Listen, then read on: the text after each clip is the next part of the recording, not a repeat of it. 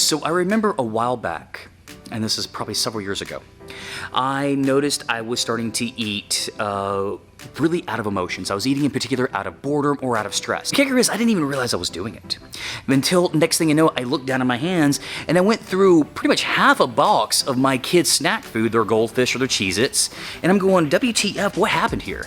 Like, what's going on? Why am I doing this? And so what I decided to do is I decided to abstain from food for about 3 days. And in really particular, what I wanted to do is I was going to abstain from food, but I was still going to drink calorie-free beverages like a Diet Coke. I'd still have that on occasion. I would still drink, Gatorade Zero. I would still put lemon or electrolytes in my water. Heck, I still had coffee, guys. And the purpose of the fast was to really, in particular, discover what was causing me to eat. I needed to see the triggers of what was causing me to eat out of stress or boredom. I remember I wrote about this for a while, and I had people telling me that I did it wrong. I remember thinking about it for a second going, well, how did I not eat food wrong?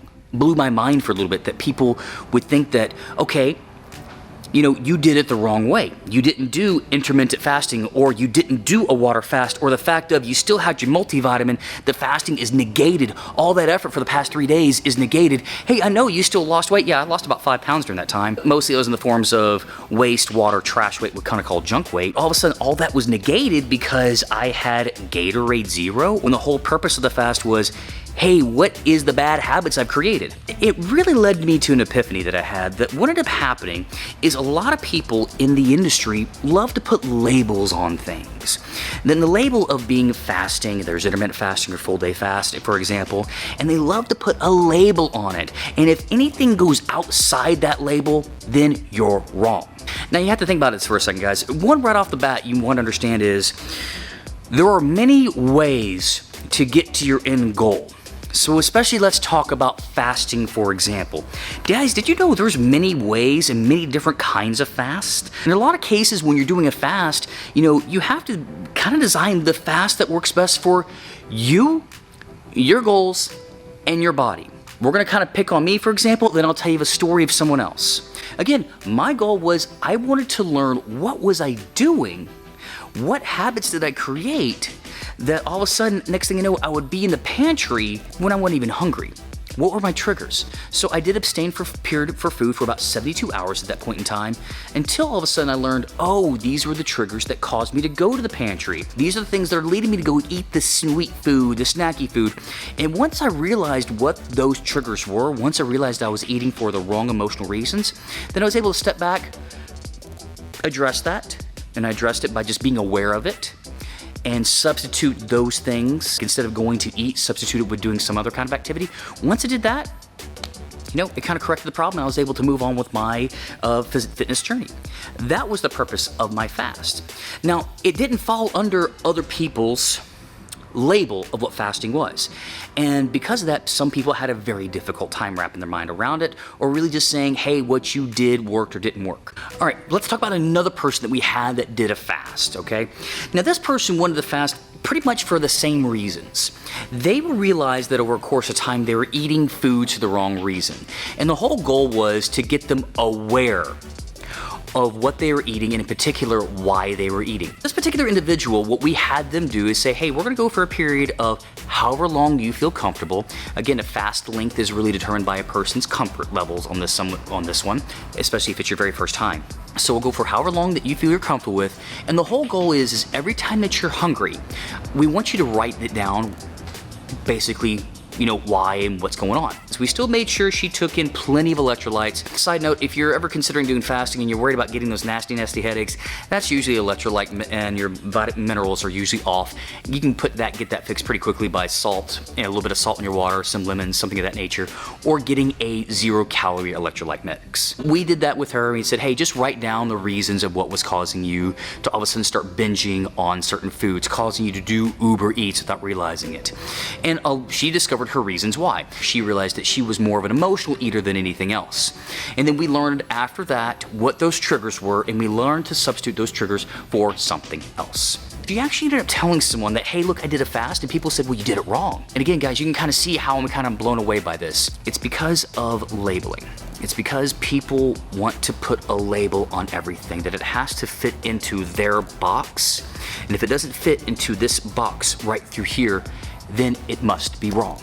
When it comes down to health, fitness, or fasting, you gotta realize that it's not always a black and white way. Okay, sure, there can be black and white principles. You know, eating less calories than what your body needs, burning more calories than what your body needs, something of that nature can help instigate weight loss. Eating better foods can help make better hormonal decisions to your body. True, that is there. But also understand that everybody has a unique situation, and in a lot of cases, not everyone needs a blanket answer. All right. Some people need to fast and need to go through water fast, and that works for them. Some people need to do intermittent fasting, which for the purpose of the video is they need to go through 16 hours of no food and then an 8-hour time where they can eat. Some people, it's better when they do 18-6, 18 hours no food, 6 hours with food. Some people, it's better when they go a full day once a week without food. Some people, they need the coffee. Some people don't need coffee. Some people need something besides water and lemons. Some people don't. So really, who's right at the end of the day? The thing is you gotta do what's right for you.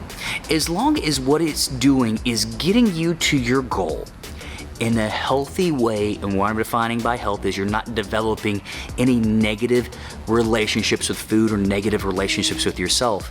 If it's getting you there, then do what works for you. Do the method that works for you.